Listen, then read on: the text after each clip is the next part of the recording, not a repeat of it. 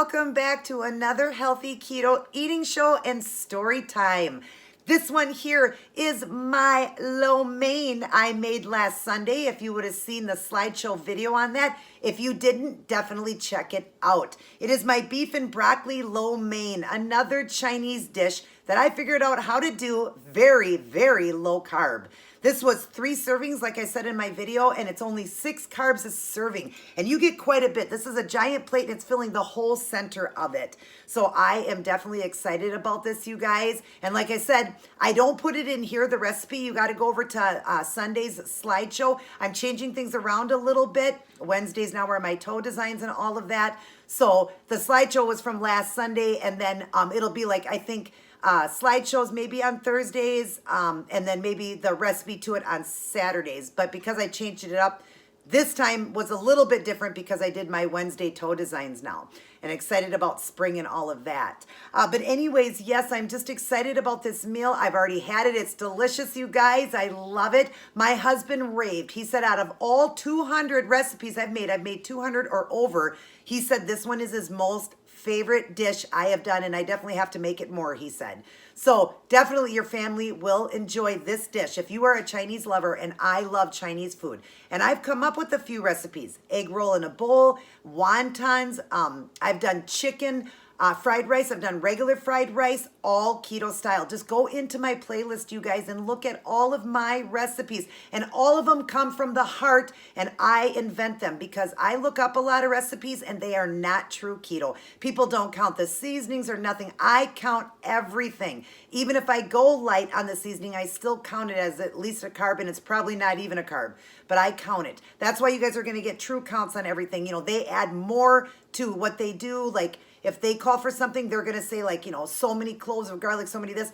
Well, all of that adds up in carb. I add less, and it still has all the flavor you need. And like I said, if my husband is listening, he said this was his most favorite dish. He is actually eating it tonight with me, or already ate his plate. So I might hear him yell out. I'm not sure, but he said it was It's actually my favorite dish of all time, not just keto food, since I was a kid. That's how I loved it so much. Wow, guys, that's amazing. That thing in like 2 seconds. It's way better than Chinese food. It's the best ever. Wow. See, now that's awesome, guys, to say ever in his whole life of any dish. He's not even counting keto. He's saying any dish, and Chinese food and everything. He said it was his most favorite. So I hope you guys did get a chance to make this because the video was all the way from last week, almost a week old. I hope you guys got to make it and try it. You will love it. And it was so easy to make. So I'm excited. And I've already had a few bites of it. Like I said, I pre-record all of my videos. So I made it, of course, wanted to try a couple of bites to make sure it was good. And I know it's good. So I've already tried it. Some of my dishes I do wait to try them on here with you guys, but it smelled so good. And I'm now doing 24-hour fasting. I'm back to my OMAD, which is 1 meal a day. I was doing the warrior diet, which is 4 hours where I eat and 20 hours where I go without food. But I told you my favorite is OMAD, 1 meal a day. And with this virus going around, I want to stay as healthy as possible. So I'm going even longer. They say after 18 hours is where you hit autophagy. So after 18, every hour that goes by, it gets stronger autophagy. And I just want to be as healthy as possible. And my most favorite is the 1 meal a day. And I do try to get all of those calories in that 1 meal. I mean, I've got olive oil in here. I've got steak, which is a heavier fat. I've got extra olive oil in the mixture when I made the seasoning for the top. You guys, if you've seen the video, you know. And then, of course, I'm doing a fat bomb on the side, a fat bomb, I'll get that in a moment. A slim fast fat bomb, which will give me more fat. I'm having a yogurt. Now, I know that doesn't have a lot of fat, but I'm going to add a 4th cup of the nuts, which is 1 serving. So that'll give me more fat there. So it'll be plenty for me, plenty of food. And if I need a little bit more, well, I can add a little bit more. I'll count up the calories here, but I know that I'm pretty good here. I eat between 17 and 2,000 is what I do. So everything should be fine here. And like I said, I'm doing OMAD, you guys. I'm back to it. I've been back to it for over a week. When you guys get this video, I've already been doing it for a whole week. And I love it. Absolutely love OMAD. It's my favorite. And I've been really doing good getting the calories in. I told you I have a hard time when I do 1 meal a day getting all of those calories in because I'm in maintenance mode. I need to eat at least 17 to 2,000, and 17 is fine for a girl as small as me. I range, well, you would have seen in, I don't know if I threw it in one of the videos. Maybe you got it in the video. Actually, I think today is Thursday for you guys. I don't know why I'm saying Saturday. It would actually be Thursday for you guys today. Sorry, I don't know why I'm saying Saturday.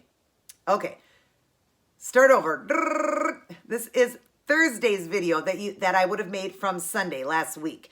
But anyways, I've been doing the OMAD for over a week, and I pre-record all my videos, so I just get mixed up. But yeah, 1700 is perfect for me. You guys seen my weight. I range between 128 and 130. You guys seen that in there. Well, you didn't see it. It's in this video. Boy, my mind is really messed up right now. I mean, it'll be in this video. I did a live weigh-in. I weigh in every single day because I'm in maintenance mode, but I still want to stay in check. And I, always want to make sure that I'm staying a good weight and staying the same weight. You guys, in April will be 3 years I've maintained the weight loss of 160 plus pounds that I lost. I've been ketogenic, if you're new to my channel, for over 4 years. In the first 15 months, I lost all of my weight, 150 plus pounds, with the exception of a little bit more throughout the journey. I've done 160 plus now, but basically it was at goal weight in 15 months, you guys, 15 months. And then I've been maintaining that weight out ever since, doing the ketogenic diet. Now, I don't have a lot of cheat days. That's another thing I don't. I lowered the fat when I was doing my keto journey. There is 3 forms of doing keto. It's for weight loss, maintenance, and gaining. All of you guys are not going to be the same fat macro. If you are trying to lose weight, if you're trying to, or if you're in maintenance mode, you'll be the same. You'll be the 75 to 85 that they talk about, the grams. 75 to 85% fat. Okay, if you're trying to gain weight, you'll be even more. But if you're trying to lose, we're going to lower that fat and use our body fat. No, you'll never go zero. That's impossible on keto. But instead of eating, which is like that's like between like 130 and 150 grams or 120 to 150 grams for the regular amount that they talk about, the 75 to 85, okay, you're going to do like, 75 to 100 grams, depending on where you are at weight loss, how much weight you need to lose. I help everybody. I link my email down below if you need help and don't understand what I'm talking about, what macros and calories are, deficits and all of that. I can set you up on that and explain all that, but I need to know your current weight, height, gender. I have to ask some personal questions. So I need you guys to come in if you want extra help and understand how to do it, since I've had pure success. But I was taught by professionals. So when I bring it to you, it is done professionally because I have a keto doctor, a keto, 2 keto nutritionists, a heart doctor that's keto, and my brother who does this as a job, Rob. His link is down below if you want to see him on Facebook. I link that down below. And I also have done a lot of studying myself, but I was taught professionally. So when I bring it to you, it's coming professionally. I even have a heart condition that I've almost completely healed and mended. I've done many forms of diets in my life. This was the only one, and I was on over 20 medications for the heart, for cholesterol, triglycerides, high blood pressure, stomach problems, IBS, PCOS, everything. You name it, I had it.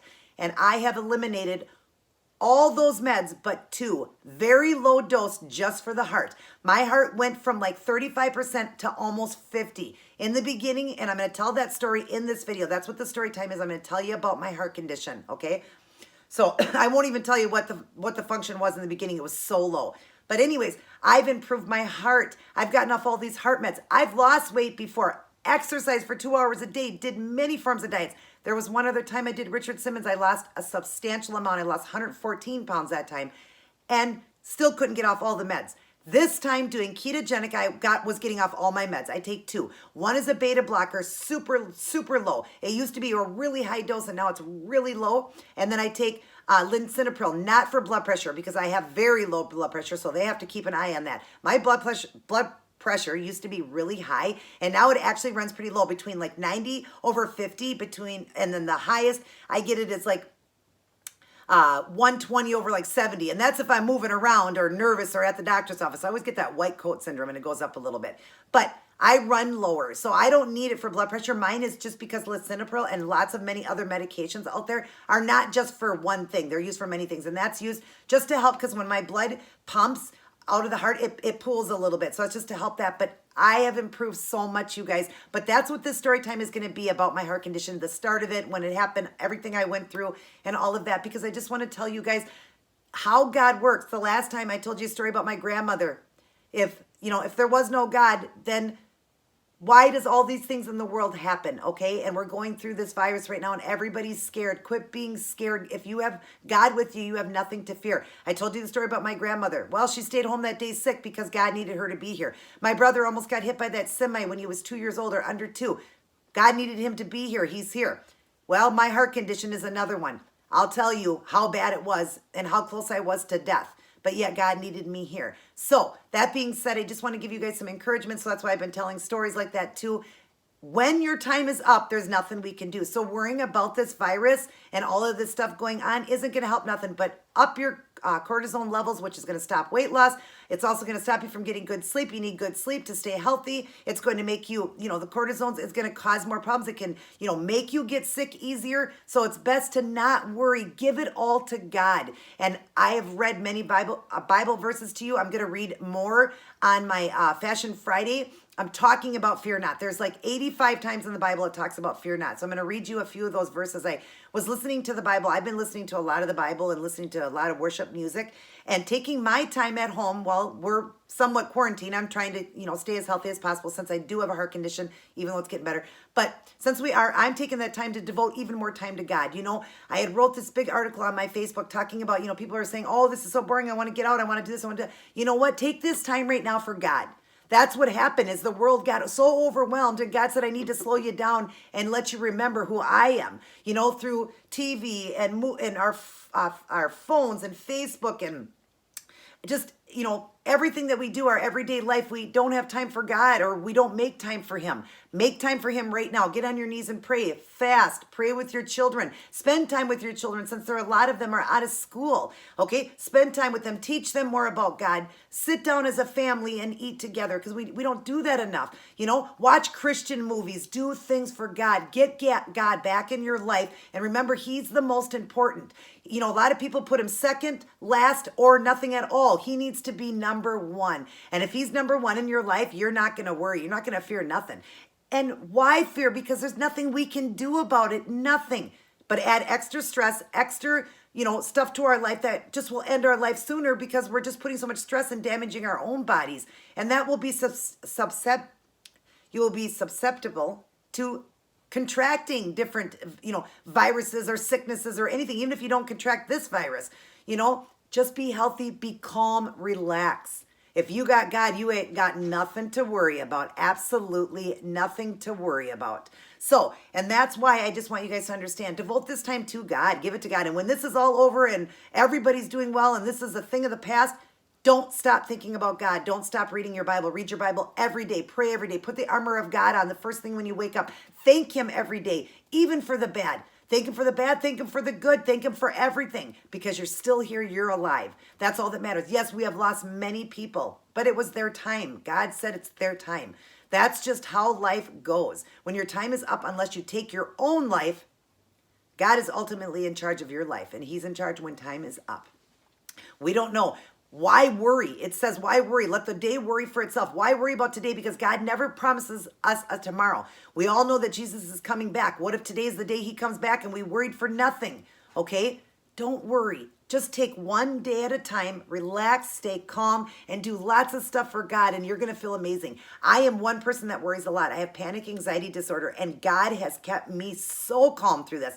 I know there was a time that I was dealing with those palpitations, but that was before this virus thing that came out. I don't know. I don't know if I was getting gassy in my stomach and causing a lot of palpitations that way. I don't know what it was, but I finally, after like 5 days, said, God, enough's enough. You need to take the wheel with this one, like I tell you guys, and boom, the palpitations were gone, and I've done well ever since. And I think I'm on I'm going on week 2 right now of, just my normal palpitations. I'll get those once in a while. That's normal for me. Mine are just extra heartbeats. Don't worry, guys. I've wore 3 monitors. One was for a month. The doctors checked me for the last 20 years. It's nothing to do with my heart condition. I just get extra heartbeats.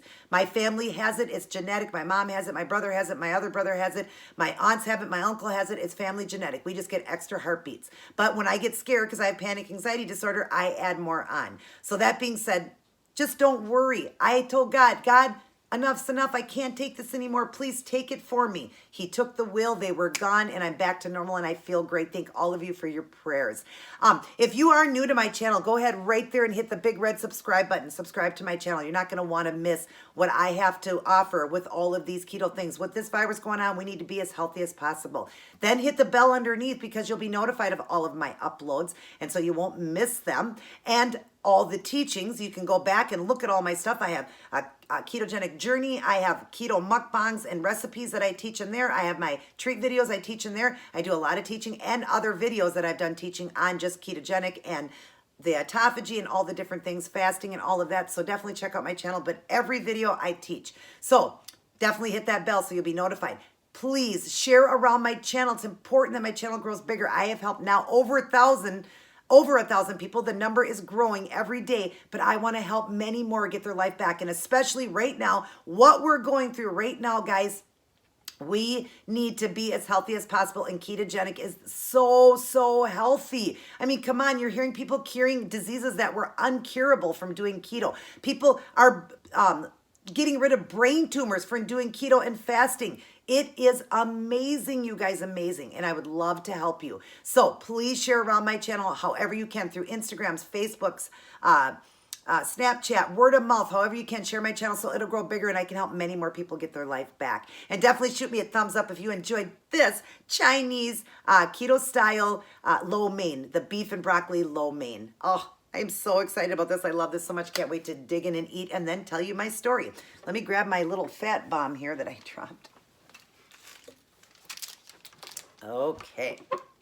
All right. Oh, and I'm drinking stevia again. I'm having the stevia. That is the one drink that is true keto because it's done with the stevia, and it's called Zevia. That's the drink. And this one is the cream soda. My good friend Jennifer told me about it, and finally my store got it in, or they may have had it and I just didn't know. They make right now black cherry, a cola, root beer, cream soda, and strawberry is what I know so far. And I get them from my Cub Foods. You also can get them from gas stations. You can look online and find them too. But this is true soda for doing keto. Now, the other ones with the aspartame and the sucralose, it just depends on what your body can handle. I can handle aspartame better than sucralose. Sucralose will drop my number down, which just means those urine strips or even the blood keto mojo, which is how you can, drink something or eat something and then test immediately, where the urine strips are like a pee strip, like a pregnancy test you urinate on. You got to wait hours though after eating something to test to see if it knocked you out. It just shows your color change. So some people can't have aspartame, some people can't have sucralose. I notice more is sucralose that people can't have versus aspartame, but you just got to test your body out. So this one is true soda. I drink a lot of water, a lot of, things that are more keto. Once in a while, you'll see me with the soda or those soda waters that I got, those American Clear, I think they're called. I really love those. Those are done with the aspartame. All of those are fine and don't kick me. And especially when you're doing just 1 meal a day.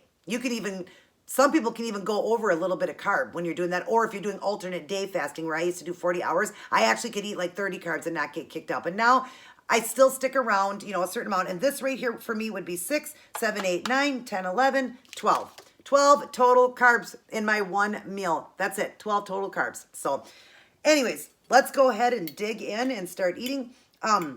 But like I said, shoot me a thumbs up if you enjoyed this video. And definitely, keep coming in and watching the whole video. It's important to watch the whole video because I teach in these videos. And then, of course, my story time if you're interested in my stories. I hope I don't make my videos too long, you guys. But you guys never say I do. You always tell me that you love my videos and you love listening to me. So,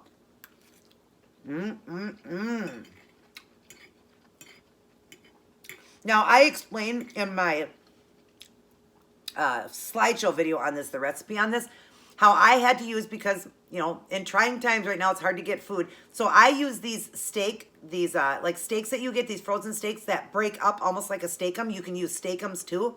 Those are all keto approved. And so I just used those and they broke up. Well, you couldn't get steak, but you could get a steak and chop the steak up. You could get thin cut steaks and do it. You could do it with steak-um. The ones that I did, how it broke up like the steak-ums, that's basically what they were, but they were just like in a patty, like you've seen the picture of them. And then as they cooked, they just broke, all fell apart. So if you see right here, I'll show you a picture, which you guys would have seen it anyway. See the little pieces of steak there? They're just really thin little steaks or whatever. And I actually like it this way better because then you don't have those big chunks of meat trying to chew.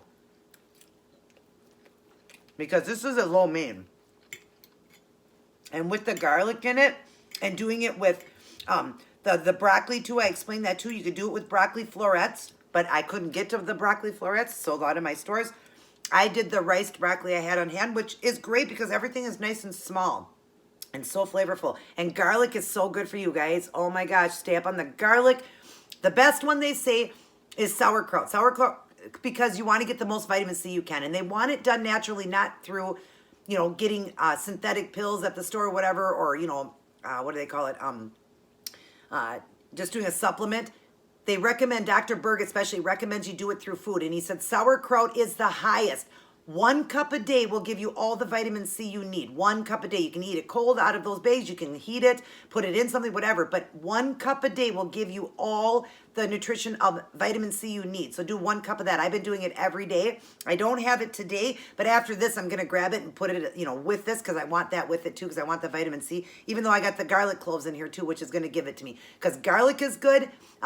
Jalapeno peppers is good. Red peppers is high in vitamin C. All those things that are high in flavor, like ginger root, all of that is going to be higher in vitamin C when it's a stronger taste. That's what they say. But sauerkraut's the best. So if you like sauerkraut, do it that way. Definitely do a cup of sauerkraut a day, and that'll help you with the vitamin C. And you're doing it naturally. And then also, if you have sun right now, get out in the sun 20 minutes a day. 20 minutes. You need that vitamin D too right now.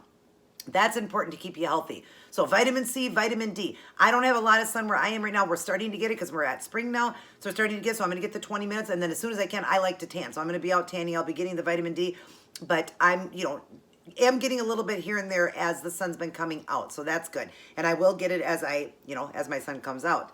But anyway, so vitamin C, vitamin D, those are important. Wash the hands, wash your face. Don't touch your hands up against your face if you are out and about. If you have to go to the store, try to stay within 10 feet of people, especially somebody coughing or sick. Stay away from them. Stay away from big crowds. If you do have to go into the grocery store and there is big crowds, try to pick times when there's not, or, just if you have to be in there, wear a mask, wear gloves, do whatever you got to do to protect yourself. Even though we are a Christian, we still wear seatbelts. We still lock our doors. We're still smart people. You still got to be smart because we still live in a world where God gives everybody a free will. So people still do things. So we need to take precaution and be smart. So wear a mask, wear gloves, stay away from people in big crowds. Don't go around people that are sick. Wash your hands every time you come in. Don't touch your hands to your face at all before you can wash your hands. Keep sanitizer in your car, so if you are out getting something to eat and you've been touching things, you can at least sanitize your hands. Keep the sanitizer in your purse, in the car. Bring it with you everywhere you go. Those are the things to, take precaution and stay healthy. Clean your house. Wipe things down with the antibacterials. I spray with that Lysol or the Glade antibacterial. I spray my furniture. I wash things down. I use bleach. If you can't get your hands on that, do bleach then. Just take bleach and a rag and wipe things down. That'll kill things off the surface. Your door handles, things that you're touching. Just stay clean and safe. And you will get through this, you guys. You will get through it. If it is your time to go, ain't nothing we can do. And I'm sorry to say of the people that we lost. Sorry, you guys that have lost people. My heart is with all of you. And those of you that don't go, then it wasn't your time. That's not what God chose. And I'm not trying to say it in a mean way. I'm just saying we can't decide when life is over for us. God does. And I'm going to tell you my story about my heart condition right now. So, and I'll try to keep eating and doing that so that we're doing both. Okay. Back in May of 1998, I delivered my son. May 29th, 1998. We were living, I was living with my mom and dad, and everything was okay after I delivered him. But prior to delivering him, I was okay up until about my 7th month of my pregnancy. I started to get really bloated. I started to retain fluid really bad. Doctors were watching me. My blood pressure was going up. They thought I had the first signs of toxemia. My baby doctor was very young.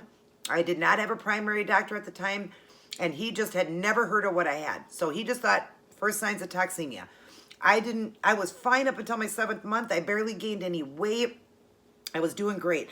And all of a sudden I started to bloat up. And then he would see me, a couple weeks later and he's like, did you have any stretch marks? I don't remember you having any stretch marks. You have like so many now. I said, I know I'm like really bloating really bad. I don't know what's wrong. Well, he noticed the blood pressure was going up. Things were changing. He just said, I think you're getting the first signs of toxemia. My ankles were starting to swell when I would go on long trips. I looked like the Flintstones, the Flintstone. Fred Flintstone. My ankles, I had no ankles. It was cankles. I had no ankles at all. My feet had swelled up. Everything swelled up when I would be on our car ride for a little bit. I was just swelling up really bad, and the doctor didn't know. And so, of course, now he's seeing me a little bit more often, and I'm complaining I can't breathe. It's getting worse. I'm like, I don't know what's going on. I can't breathe. This was my 7th month. By my 8th month, I was so bloated. My nose was so swelled up across my face. My tongue was swelled up. I couldn't even talk. My tongue was swelled. My hands were so swollen. I couldn't even wear a size 12 or 13 ring on my ring finger. My hands were so swollen, so big looking. I was just so bloated. And I had put on so much weight. And I want to say it was probably going a little bit farther than I should. I would say probably between around my 6th month. I was doing okay. Then things started to change from the 6th to the 7th to the 8th. I started to gain. I gained almost, hear me out, guys, almost 50 pounds right there in that it was 2 months, 1 week, because he took me 3 weeks early to deliver my child. At 8 months, 1 week. He took me 8 months, 1 week. He took me early to, have my child because of what was going on. But anyways, so in that 2 months period, I had gained almost 50 pounds of water. So total, I gained almost 100 pounds. Because I had only gained, like most people gain about 30 to 40. I think it was that like 45 pound gain. It wasn't that much or whatever. And then I put on, yes, I still had a few months left. But it was just so weird. I just bloated up so fast and he couldn't figure it out. He's like, I don't know what's going on. Other than first signs of toxemia. So he just watched me, and every time he see me, it was more and more. He goes, God, you're putting on weight so fast, and you're so bloated. And I said, it's getting so bad, I can't even breathe. I don't know what's wrong, please, and you need to do something. And he said, well, we'll just keep an eye on you. And finally, about 8 months, right there at the 8-month mark, or 8 months and a couple days in, I went into the hospital, and I said, that's it. My mom said, I'm taking you to the emergency room. I went in, I said, guys, you have to do something, or I'm going to force labor on. But I talked like this. I was like this. I'm like, I can't even talk. My tongue is so swollen. That's how bad it was, you guys. I couldn't even talk. My tongue was so swollen. I don't know how the doctors didn't see that something wasn't right. Like they had never seen something like this before. So I don't know why he didn't realize that. But I said, my mom said, this is ridiculous. It doesn't even look like my daughter anymore. I don't even know who she is. It doesn't even look like her. She's so swollen. So they said, okay, we're going to keep her. We're going to start the inducement the next day. And that was that. This was a Tuesday. They started the inducing on Wednesday. The doctor had planned, and I didn't know this. My baby doctor was planning for Friday for inducing. He didn't know I was going to go to the hospital early, but he was planning for Friday. So it was a few days later he would have planned to induce. But anyways, I'm there. They start the inducing on Wednesday. I'm in labor, guys, for 2 days. And I had all back labor with my son. That is the worst pain you can experience. And I'm a tough girl. Here's another thing. We all know I'm tough with this keto journey. I wouldn't let them give me anything either. They kept saying, let us give you something to calm you down. Do you want the epidural? Do you want some medication? I said, no, I want nothing. I was in so much pain. I was crying so hard. Well, what is that doing? Putting more stress on my heart. A lot more. My blood pressure, they said, your blood pressure is so high, you need to calm down. I said, how do I calm down? I'm in so much pain. Let us give you something then. I said, no, no, no. I kept pushing it away. I kept pushing it away. I delivered this baby naturally with nothing, you guys. Nothing. Nothing at all. And I'm happy because of, all of that. I couldn't have kids after. You guys all know, if you don't know from my heart condition, I couldn't have more kids. But anyways, so I was glad that I experienced all of that. They didn't have any of that back in Bible times. They all had to do it naturally. That's what it says in the Bible. We're supposed to have pain with childbirth. So anyways, I was dealing with the worst pain in the world because it was all back labor, meaning all the pain was in my back. So it was just horrible. And it was 2 days labor. I was in labor for 2 days. They were inducing, they were doing everything. Finally, she came to me and said, hey, can we just give you a little bit of Nubane just to calm you down so you will open up, because your cervix isn't opening because you're so upset. It's just not, your body isn't relaxing, and we need to relax you so we can get this baby out of you. Well, I agreed to the Nubane. Within 20 minutes, I fell asleep. I was grateful for that. It just made me relax for 20 minutes. I fell asleep, woke up and said, that's it. It's time to deliver. I feel like I have to push. I went from, I think I was at a 2. I went from a 2, for 2 days I was at a 2, to an 8.5. I was ready to deliver right there. I was almost at a 9, okay?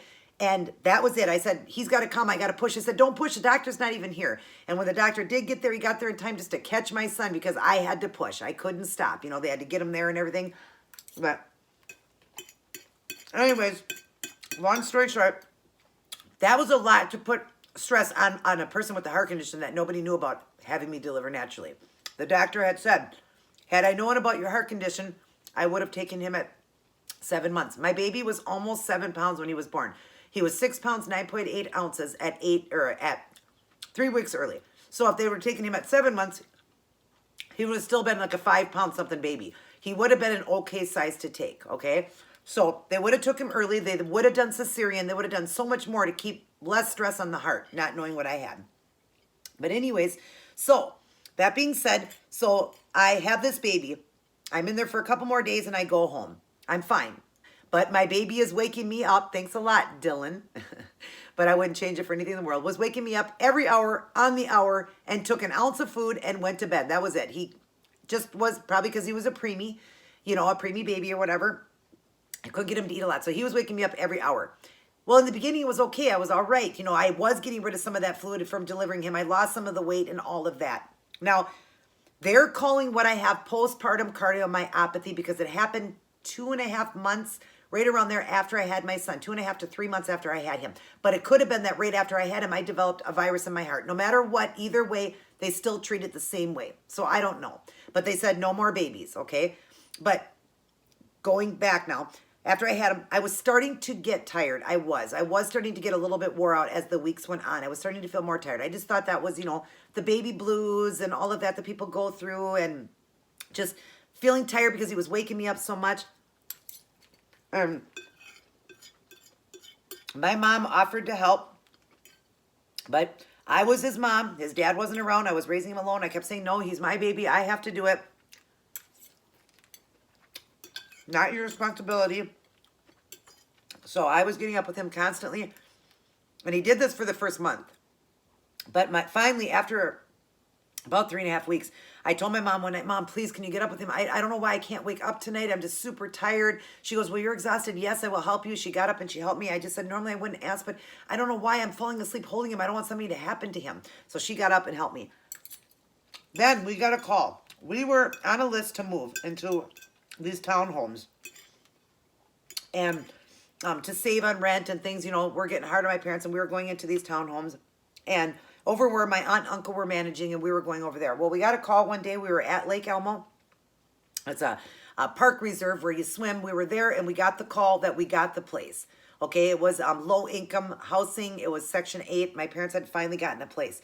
So we were excited about that. We were getting ready to move, but we had to hurry this move along. I think we had to do it before. Like, they gave us like 15 days. We could be in 15 days.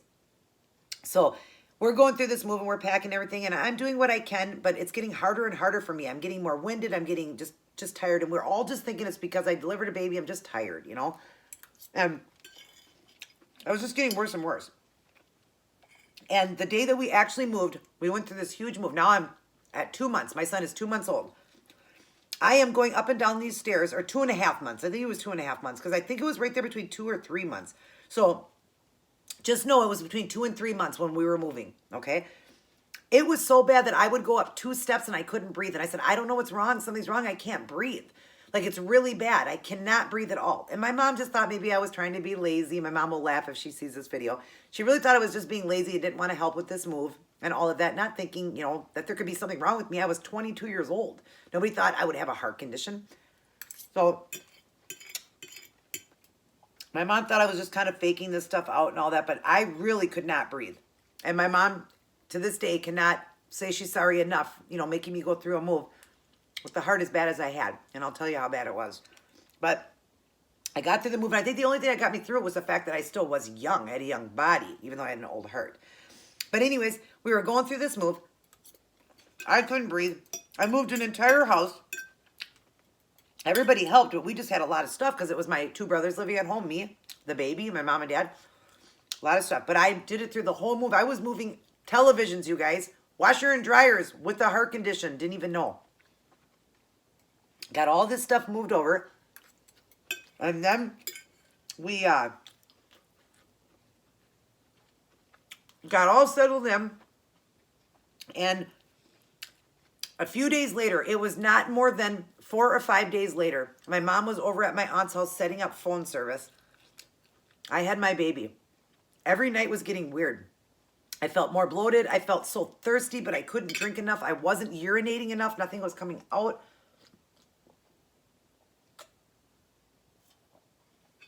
I had, sorry for too much information, but I had a lot of diarrhea. My stomach hurt really bad. I felt so bloated after eating just 2 bites of something. I was so bloated after drinking a little bit. I was so bloated. It was all signs of the heart condition, but I didn't know. And my mom was over at my aunt's house, which was just doors from where we lived, setting up phone service, and came over, and I had Dylan in my arms, and she came in the door, and I said, take him, I can't breathe. And that's what I did. And I gave my baby to my mom, and I said, I can't breathe. And I was like this. It was so bad. I couldn't wait for you to get home. And he was crying. He needed to be held. He was just having a bad day. I think he had gas. I don't know if he had a stomach ache or what, but I had to like rock him, and I couldn't breathe. It was horrible. I couldn't wait for my mom to get back in the door because I was scared why I couldn't breathe. And so I literally almost threw my kid at her, but of course, don't worry, he was fine. I just handed him to her real quick. But I said, I can't breathe. I sat down and I'm like, and I'm going, and I couldn't breathe. And my mom said, that's it. Because it was that bad. She said, that's it. You're going to the emergency room. There is something wrong. And here's what she said.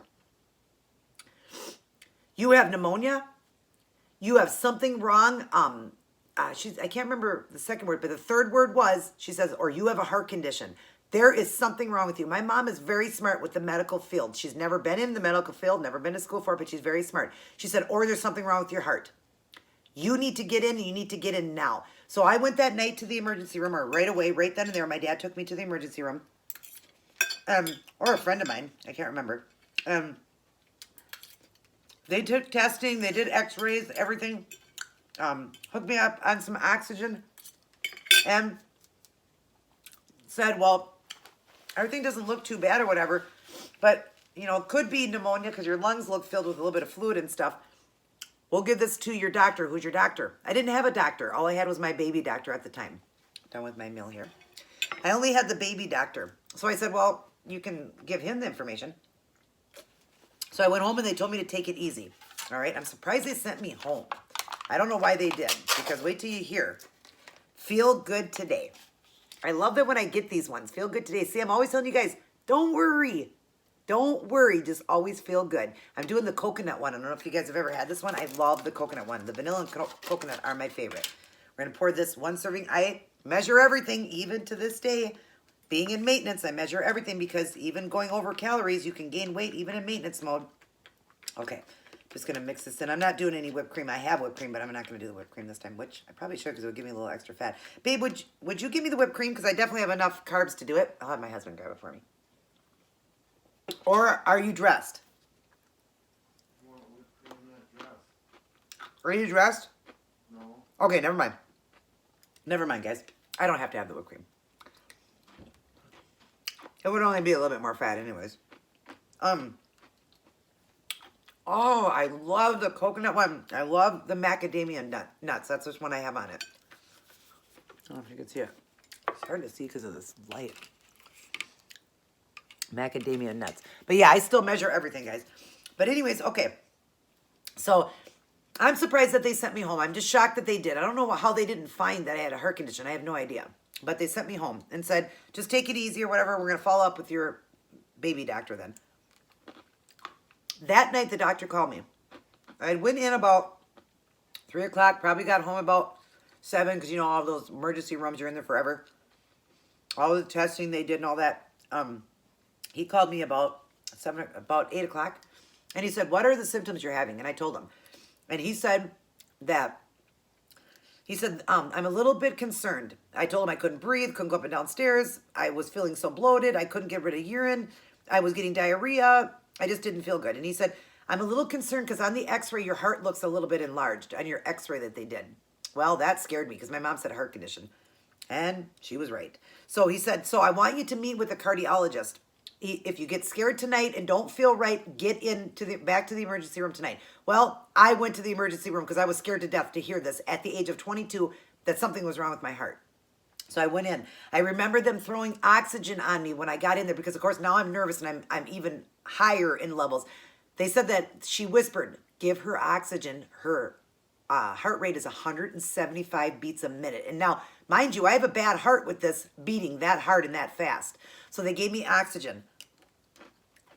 I don't know if it was that night or the next day that the heart doctor did a cardio echogram. That's what it's called, a cardio echogram. It extensively looks at your heart.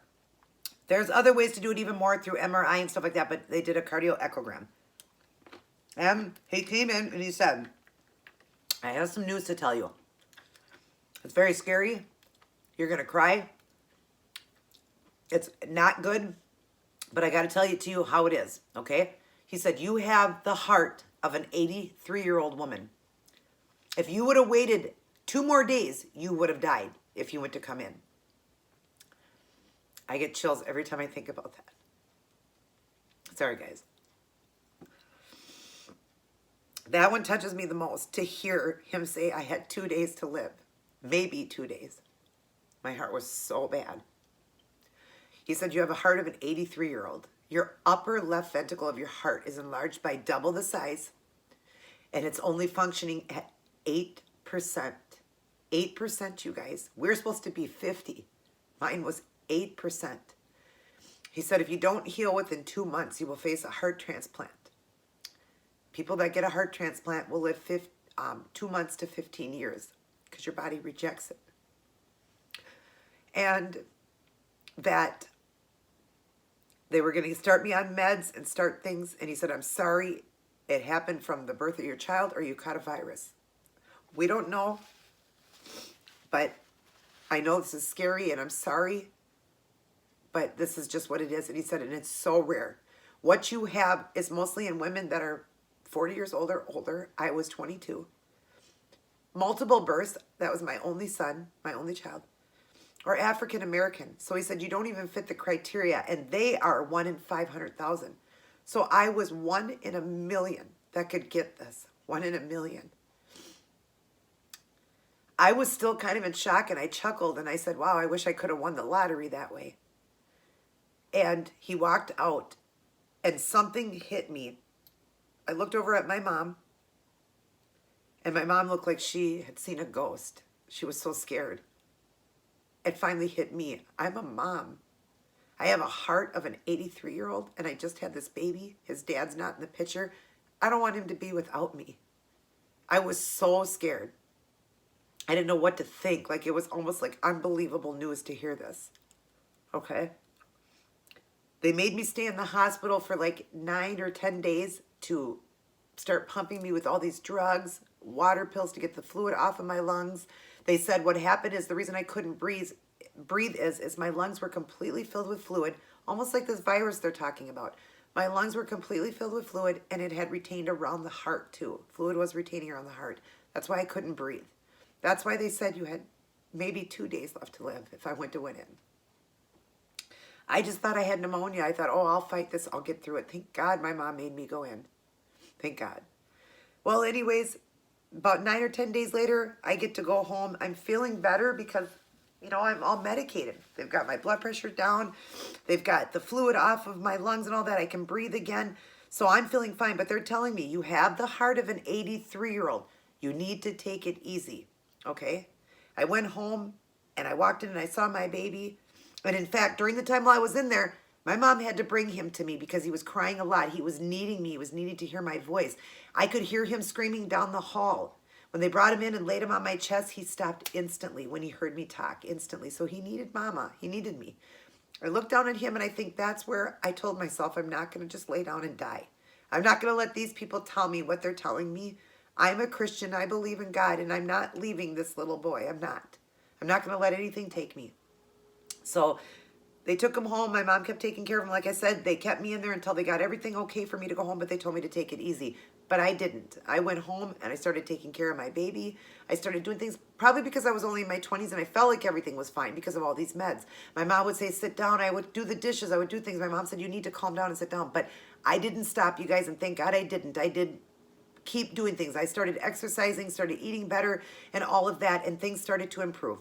Within a few months, my heart was up to about 25%. The highest I think I ever got my heart to was about 30%, was the highest I ever got it. But I was doing okay. And they said that at the time I was on a heart transplant list. I didn't even know I was on a list. They already had me on a list because they said if you don't change within 2 months, we need to give you a new heart. I didn't even know I was on a heart transplant list. I seen it years later on the paperwork. But anyways, long story short, which has already been a long story, but I just, was starting to improve by all these medications and everything. And then 16 years later, well, first off, all the prayers of God, everybody that was praying for me, I believed in God. I was scared for like the first 8 months, right around there. I feared every day. I cried every day about it, every day. And I finally woke up one day and said, this isn't making it any better. I need to stop.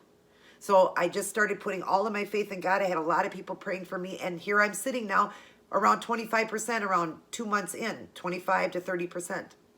Or, 2 months in. And then when I was like a year in, I was at 30%. And that was it. I was still on all these meds. I was on so many meds. But now I'm being put on more because I had high cholesterol, then high triglycerides, high blood pressure. You name it, I had it. IBS, PCOS. I was just being diagnosed with all this stuff. So I was on more medications. And I went through the 16 years. And they just kept telling me, well, you'll probably just live with your heart the rest of your life. But it's not good. It didn't heal in the first 6 months. So it's just going to be this way. Had they told me about keto back then, and keto's been around since 1929 or even earlier, since Bible time. But they didn't tell me that. I would have healed my heart immediately in the very beginning, and I probably could have had more children. They told me at the age of 22, I would have to get my tubes tied. I had to get my tubes tied at 23 is when I went in and got my tubes tied. I had my tubes tied because they said if I got pregnant before I even knew it, I would die. Before I even knew I was pregnant, I would die. That's how bad my heart was. So I had to get my tubes tied at 23 years old. That was the most devastating thing ever to me. I had no, guy in my life. His dad wasn't in the picture. I thought, I can't give a guy a baby. I have a child. Like, I was really miserable. But I got through all of this, and about 16 years later, I'm thinking, this is ridiculous. I'm still on all these meds. I can't get the heart any better. And my brother Robbie was doing the keto. I said, that's it. I'm going to try the keto. I've tried many forms of dieting. I'm going to try the keto. I thought, what can it hurt? Well, within just a few months of doing the ketogenic, I'm sorry this video is a little longer, but within just a few months of doing the ketogenic diet, I was already being taken off of heart meds. For the first time in my life, I was being taken off of heart meds, cholesterol meds, blood pressure meds, everything. I was being taken off of everything because I was on a separate med for blood pressure. And then lisinopril was for the pumping of the heart, okay? But I was being taken off all these meds.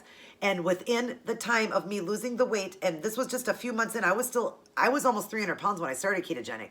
I was like 298, and I now sit at, you saw my thing, 128 to 130. All right? So I lost so much weight, 160 plus pounds. But before even losing all of that, still in my 200s, I was being taken off all these meds, and eventually they all went but two. Everything went but two. I am the healthiest person I can be. And that's another story that I wanted to tell you guys. I was told 2 days was the most, and I would have been gone. Wasn't my time. God got me in there. It wasn't my time. He kept me safe all those years, even though I wasn't dieting or anything. He kept me safe with the meds and doctors, even though my heart still was not good at 30%, 25 to 30. He got me to find keto and get away from all of these meds and everything. And now I sit at almost 50%, you guys. It may not ever go back to completely normalcy because the doctor said I went too long with my heart being the way it was. It got used to it. But I did improve it, you guys, by doing this and got off all of these meds. It wasn't my time. It wasn't my grandmother's time. It wasn't my brother's time. It wasn't my time. Why sit around and worry about this virus and wiping you out? Because if it's not your time, you're not going to go. Okay? And if you do, well, if you are a Christian, you go to a better place. Put your heart and soul into God. Ask God into your heart. If you're not a Christian, ask God into your heart. He made me calm through all of that. I could have not gotten through all of this throughout my life without God. I couldn't have. Please, add God into your life. And ask him to help you to be calm through this. And he will. He will. Your time isn't up until God says it is. Unless you put a bullet to your head or you take your own life, God is ultimately in charge when your time is up. I love all of you guys very much. I hope you enjoyed this story. I hope you tried this meal. If you didn't, try it. I hope you made it so you could have it with me tonight. It was delicious. My husband said the most best meal he's ever had in his entire life. And I would have to agree. It was probably my most favorite that I've made throughout my whole life. It was delicious. Definitely make it. And I hope you got a chance to sit down with me and watch my video and eat this with me. If not, definitely make it. And I hope all of you are doing well. Take precaution. That's all you can do, and just trust God that he will give you the necessities that you need, and he will protect you and keep you safe. And quit worrying, because there's nothing we can do about it. I love you all very much. Everybody take care. God bless, and I'll see each and every one of you in my next video. If you need help, my email's down below. Remember, I will help anybody for free. I love you guys. And always remember, until you see me next, always remember to keep it keto. Hi everyone. So I thought I would throw a live weigh-in for you guys. Now, a lot of you following me know that I am in maintenance. I've been maintaining my weight out for almost 3 years. It'll be 3 years in April. I range between 128 and 130 at the age of 44 and 5'3". So I think that's pretty good. Just want to give you guys some inspiration and show proof. I know you guys believe me. You see me in videos. You see me in outfits of the day. So you know that I'm not gaining any weight. I've been maintaining it for a very long time. But I just want to inspire you guys and let you know that even maintenance don't have to be hard. So let's do a live weigh-in. I do have my phone propped up. After I do the weight, then I will bring it down so you guys can see it in case you can't see it from the distance it's at. And it is me. There's the fingernails that I just did for St. Patrick's Day, so you know it's me. I know you guys believe me. But anyways, let's do this live weigh-in. Let's see what I am this morning.